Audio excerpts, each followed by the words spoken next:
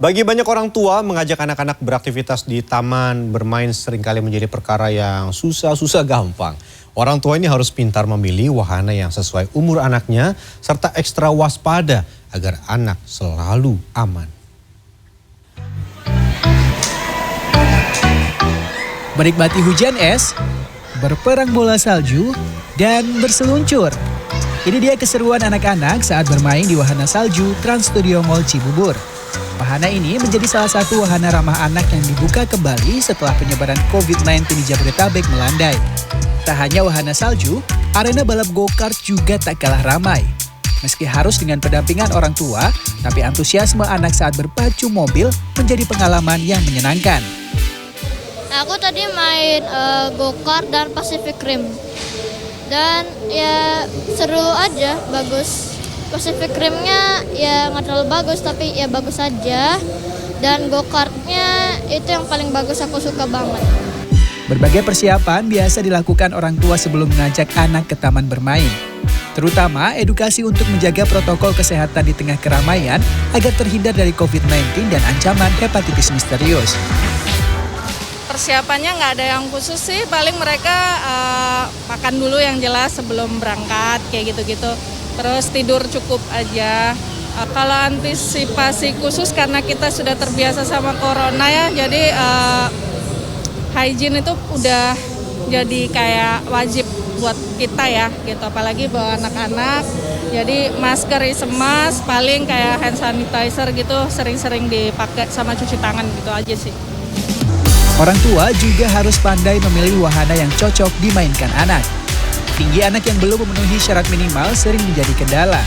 Selain itu, beberapa wahana juga dibuat khusus untuk memacu adrenalin bagi remaja atau orang dewasa. Jadi kalau misalnya untuk batasan tinggi badan ataupun minimal restriction yang kita buat di setiap wahana, itu dibuat demi kenyamanan dan keamanan setiap pengunjung yang mencoba wahana kita. Karena tidak semua wahana kita tuh diperuntukkan untuk semua umur, terutama untuk beberapa wahana ekstrim yang kita punya.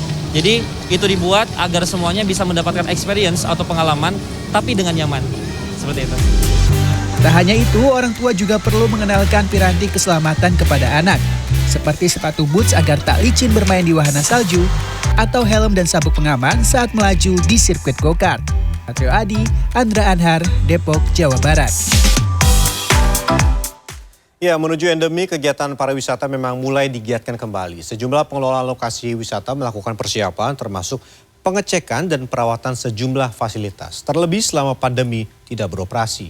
Persiapan ini dilakukan agar setiap fasilitas atau wahana aman digunakan.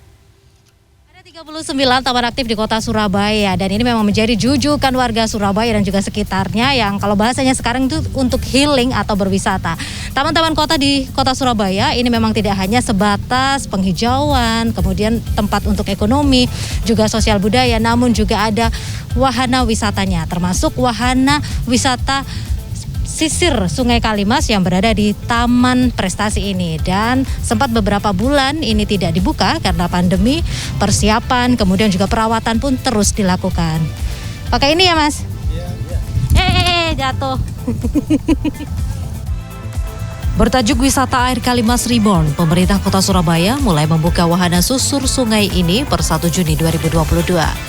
Dimulai beberapa pekan sebelumnya, petugas terus mematangkan berbagai sarana, khususnya perahu penumpang.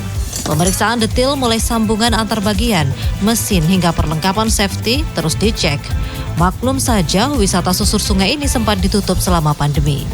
Disiapkan hingga 15 perahu dengan kapasitas masing-masing 12 penumpang. Perahu-perahu ini terus beroperasi mulai pagi hingga malam hari. 1 hari sebelum dibuka untuk umum, dilakukan pengecekan langsung dan test drive atau percobaan langsung oleh Wali Kota Surabaya dan Gubernur Jawa Timur. Ya, checking tidak hanya masalah fasilitas saja, namun juga safety ketika mengendarainya. Jadi ini Wali Kota Surabaya dan juga Gubernur Jawa Timur langsung meninjau langsung, melakukan test drive. Tidak hanya mengecek kedalaman, bagaimana arusnya, namun juga melakukan simulasi bila mana ada transaksi dengan pelaku UKM di dermaga. Panjang aliran wisata susur Sungai Kalimas Reborn berkisar 2 km mulai dari Monumen Kapal Selam hingga Dermaga Siola. Sementara kedalaman sungai kurang dari 2 meter. Dalam perjalanannya, peserta bisa berhenti di beberapa dermaga, di antaranya dermaga Taman Ekspresi, Prestasi, dan Siola. Jadi ini sebenarnya sungai ini tidak dalam, tetapi kita memang mempertahankan saja airnya. Karena ini kita harus kerjasama dengan BPBS. Karena kalau ini turun sedikit saja, sudah berhenti perahunya, karena sudah nggak bisa jalan. Karena sebenarnya ini tidak dangkal sebenarnya. Yang kedua, setiap penumpang itu pasti kita pakai safety ya, pakai tadi pelampung yang akan selalu dipakai sehingga kita tetap menjaga keamanannya. Konsep wisata susur sungai ini menghubungkan interaksi antara sungai dan daratan, termasuk perekonomian hingga sosial budaya. Kalau kita ya buat orang awam ya udah bagus, safety-nya udah pakai pelampung, terus juga ada pengawas yang menjaga kita gitu. Spot foto dari ujung mana tadi Monkasel ya sampai sini Siola ini wah keren. Banyak fotonya. Banyak mulai dari gedung sama lampu-lampu. Mungkin nanti kedepannya ditambahi banyak lagi ya mungkin ya. Atas test drive yang dilakukan oleh Wali Kota, Gubernur, dan Forkopimda sebelum pembukaan, pemerintah Kota Surabaya menjamin keamanan wisata susur sungai Kalimas Reborn. Wida Subianto, Didini Swandani, Surabaya, Jawa Timur.